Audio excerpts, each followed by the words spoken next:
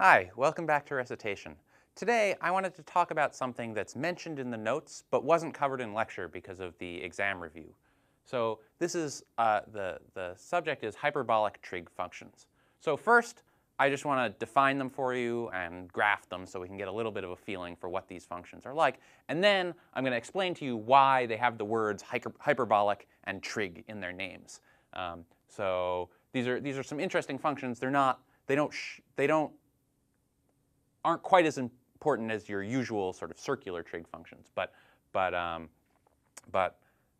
yeah. So let me introduce them and let me jump in just with their definitions. So there are two most important ones. Just like for regular trigonometric functions, there's the sine and the cosine, and then you can write the other four trigonometric functions in terms of them. So for hyperbolic trig functions, we have the hyperbolic cosine and the hyperbolic sine. So the notation here, we write COSH, so the H for hyperbolic, so hyperbolic cosine, and usually we pronounce this cosh. And similarly, for the hyperbolic sine, we write SINH for hyperbolic sine, except in the reverse order, and we usually pronounce this cinch. So in American English, as if there were an extra C in there, cinch. So these functions have fairly simple definitions in terms of the exponential function e to the x. So cosh of x is defined to be e to the x plus e to the minus x divided by 2, and sinh of x is defined to be e to the x minus e to the minus x divided by 2.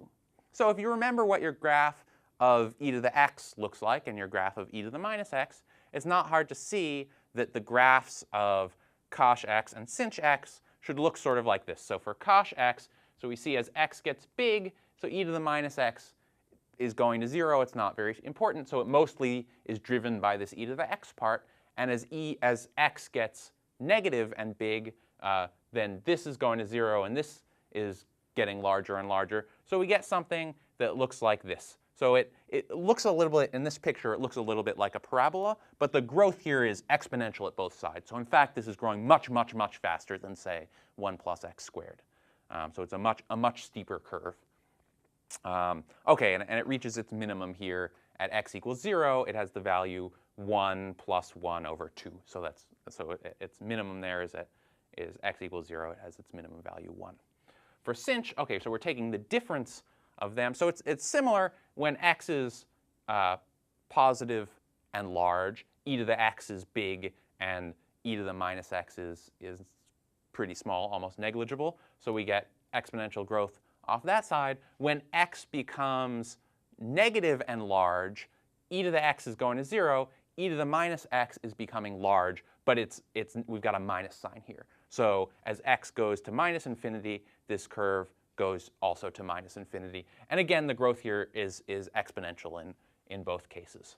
And if you were curious, say, about what the slope there at the origin is, you could quickly take a derivative and check that that's passing through the origin with slope 1 there.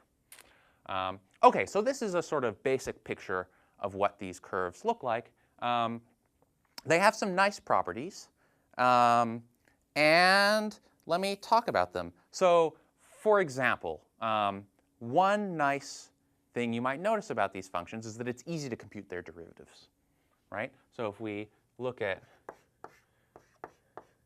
d dx of cosh x, in order to compute that, well, just look at the definition of cosh, right? So it's really just a sum of two exponential functions. Exponential functions are easy to take the derivatives. Take the derivative of e to the x, you get e to the x. Take the derivative of e to the minus x. Well, okay, so it's a little chain rule, so you get a minus 1 in front. So the derivative of cosh x is e to the x minus e to the minus x over 2. But we have a name for this. This is actually just sinh x. So the derivative of cosh is sinh, and the derivative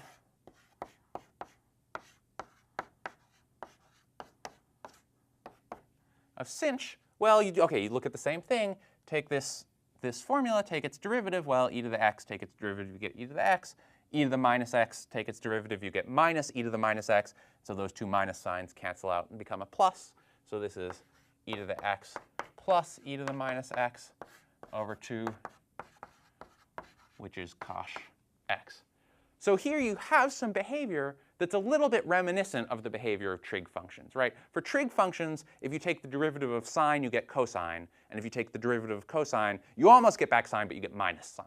So here, you don't have that extra negative sign floating around, right? So when you take the derivative of cosh, you get sinh on the nose, no minus sign needed. So that's interesting. But the real reason that these have the words trig in their name is actually a little bit deeper. So let me come over here and draw a couple pictures. So the normal trig functions, what sometimes we call the circular trig functions, if we want to distinguish them from the hyperbolic trig functions, they're closely, so circular trig functions, they're closely related to the unit circle. So the unit circle has equation x squared plus y squared equals 1. It's a circle. Well, it's close enough, right? And what is the nice relationship between this circle and the trig functions? Well, if you choose any point on this circle, then there exists some value of t such that this point has coordinates cosine t, comma, sine t.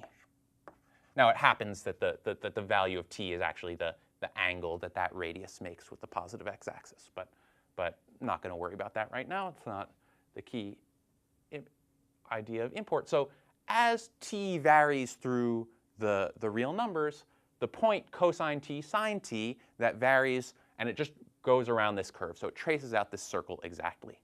So the hyperbolic trig functions show up in a very similar situation. But instead of looking at the unit circle, what we want to look at is the unit rectangular hyperbola. So what do I mean by that? Well, so instead of taking the equation x squared plus y squared equals 1, which gives a circle, I'm going to look at a very similar equation that gives a hyperbola. So this is the equation x squared minus y squared equals 1. So if you graph this equation, what you'll see is that, well, it passes through the point 1, 0, and then we've got one branch here. It's got a little asymptote there, and it's got, all right. So it's got a right branch like that, and also it's symmetric across the y-axis. So there's a symmetric left branch here. So this is the graph of the equation x squared minus y squared equals 1. So it's this hyperbola. Now, what I claim is that cosh and sinh have the same relationship to this hyperbola as cosine and sine have to the circle. Well, all right, so I'm fudging a little bit. So it turns out it's only the right half of the hyperbola. So what do I mean by that? Well, here's what I'd like to do. Set x equals, so we're going to introduce a new variable u, and I'm going to set x equal cosh u and y equals sinh u. And now I'm going to look at the quantity x squared minus y squared. So x squared minus y squared, so this is, so we use most of the same notations for hyperbolic trig functions that we do for regular trig functions. So this is cosh squared u minus sinh squared u. And now we can plug in the formulas for cosh and sinh that we have. So this is equal to e to the u plus e to the minus u over 2 quantity squared minus e to the u minus e to the minus u over 2 quantity squared. And now we can expand out both of these factors and both of these squares, rather, and put them together. So, all right, so over 2 squared is over 4, and we square this, and we get e to the 2u. OK, so then we get 2 times e to the u times e to the minus u, but e to the u times e to the minus u is just 1. So plus 2 plus e to the minus 2u minus e to the 2u minus 2 plus e to the minus 2u. So same thing over here, over 4. Okay, so the e to the 2u's cancel and the e to the minus 2u's cancel, and we're left with 2 minus minus 2, that's 4. So this is 4 over 4, so this is equal to 1. Okay, so if x is equal to cosh u and y is equal to sinh u, then x squared minus y squared is equal to 1. So if we choose a point, cosh u, sinh u, for some u, that point lies on this hyperbola. That's what this says. At this point, okay, so the point cosh u, sinh u is somewhere on this hyperbola. And what's also true is the sort of reverse statement.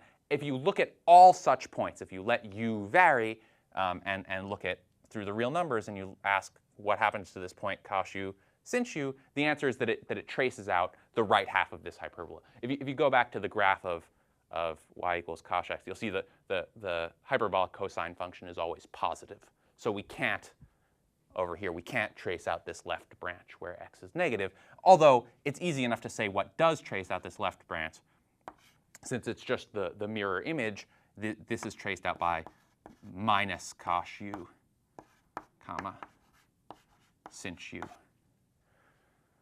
So the hyperbolic trig functions have the same relationship to this branch of this hyperbola that the regular trig functions have to this circle. So there's where the words hyperbolic and trig functions come from. So let me say one more thing about them, which is we saw that they have this analogy with regular trig functions, right? So instead of satisfying cosine squared plus sine squared equals 1, they satisfy cosh squared minus sinh squared equals 1. And instead of satisfying the derivative of sine equals cosine and the derivative of cosine equals minus sine, they satisfy derivative of cosh equals sinh and derivative of sinh equals cosh. So similar relationships, not exactly the same, but similar. So this is true of a lot of trig relationships, that there's a corresponding formula for the hyperbolic trig functions. So one example of such a formula is for example, your angle addition formulas. So I'm going to just leave this as an exercise for you. So I guess I'll just stick it in this funny little piece of board right here. So exercise, find sinh of x plus y and cosh of x plus y in terms of sinh x, cosh x, sinh y, and cosh y. So in other words, find the corresponding formula to the angle addition formula in the case of the hyperbolic trig functions. So I'll leave you with that.